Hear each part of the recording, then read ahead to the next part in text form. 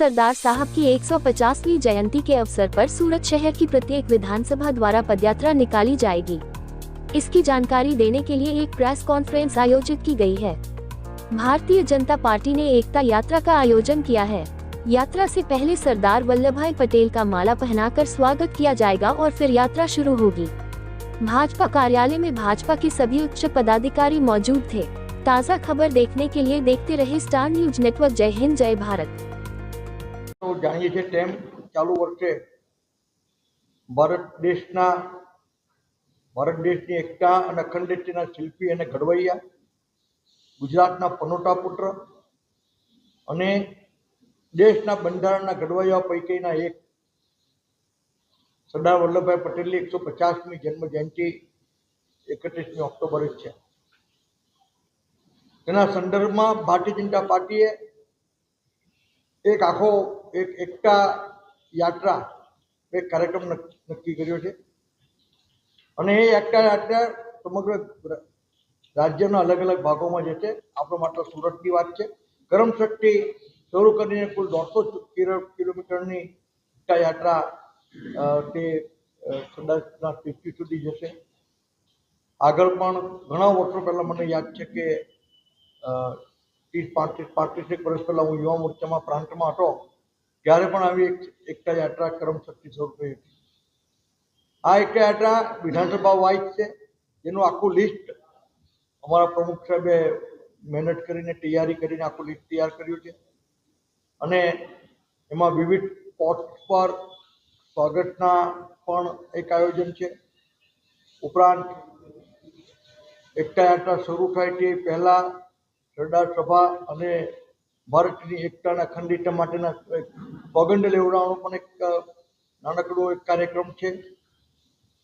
વિધાનસભામાં દરેક વિધાનસભામાં આ યાત્રા આશરે 10 કિલોમીટર જેટલી ફરશે અને જે વિધાનસભામાં સરદારજીનું સ્ટેચ્યુ નહીં આવતું હોય તે વિધાનસભામાં સરદારજીના તૈલી ચિત્રને માન સન્માન પુરવાર કરીને એ યાત્રાની શરૂઆત અને એ કાર્યક્રમ થશે।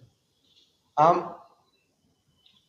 સરદાર વલ્લભભાઈ પટેલનું જે આઝાદીની ચળવળમાં ભૂમિકા હતી, જે એમનો ફાળો હતો અને એમના કાર્યને સમગ્ર દેશમાં હાઇલાઇટ થાય તે માટેનો એક આખો એક એકતાનો કાર્યક્રમ છે। કમનસીબે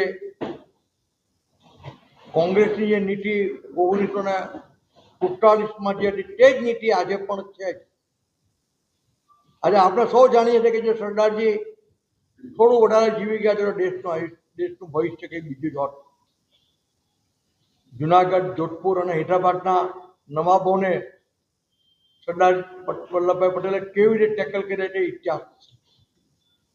આ ત્રણેય રાજાઓને જિન્નાએ પાકિસ્તાન બોલાવ્યા હતા અને પાકિસ્તાન જોડે જોડાવાનું કહ્યું હતું। એમાંના એક રાજાએ તો મિટિંગમાં હા પણ પાડી દીધી હતી, પણ પછી જે રીતે સરદાર વલ્લભભાઈ પટેલે ટેક્ટફુલી અને લોહ પુરુષની રીતે કામ લીધું, આજે સદનસીબે આ ત્રણેય પ્રાંત આપણા દેશના એક ભાગરૂપ છે। 600 વિરાસતોને એક કરીએ। અંગ્રેજીઓ તો એક ટૂચકો મૂક્યો હતો કે જે લોકોએ જે રાજાઓએ દેશમાં જોડાવો, ભારતમાં જોડાવો એ ભારતમાં જોડાય, જેને પાકિસ્તાનમાં જોડાવો એટલે પાકિસ્તાનમાં જોડાય અને જેને હલીફ કરે એવું છે હલીફ કરે। આજે તમે કલ્પના કરો કે આ દેશમાં કેટલાક રાજાઓ એવું નક્કી કર્યું અમે હલીફ રહેવાના છે તો ભારત દેશનું જે આજે ચિત્ર છે નકશાનું, એમાં અનેક સ્પોટ પર કદાચ છે ને ટાપુઓ સર્જાઈ ગયા છે। હૈદરાબાદ ટાપુ,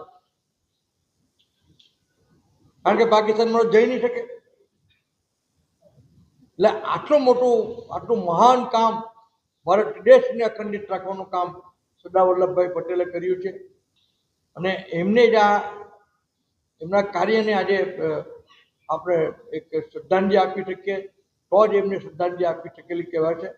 જેના અનુસંધાનમાં આ એકતા યાત્રાનું આયોજન ભારતીય જનતા પાર્ટીએ કર્યું છે। સુરત શહેરના પ્રમુખ આદરણીય શ્રી પરેશભાઈ પટેલની આગેવાનીમાં સમગ્ર વિધાનસભામાં ખૂબ સુંદર આયોજન થઈ ચૂક્યું છે અને યાત્રા 8 નવેમ્બરથી 18 નવેમ્બર સુધી કે 20 નવેમ્બર સુધી ગુજરાતના સુરતમાં સુધારો સુધારો થયો છે. ડેટમાં સુધારો થોડોક થયો છે 16 નવેમ્બરથી 22 નવેમ્બર 16 નવેમ્બરથી 22 નવેમ્બર તે 16 નવેમ્બરથી 22 નવેમ્બર સુધીની એક આ આખી અલગ અલગ યાત્રા, કારણ કે આમાં થોડીક શરૂઆતના તારીખોમાં કાર્યક્રમો અને રજાઓ હતી એટલે એના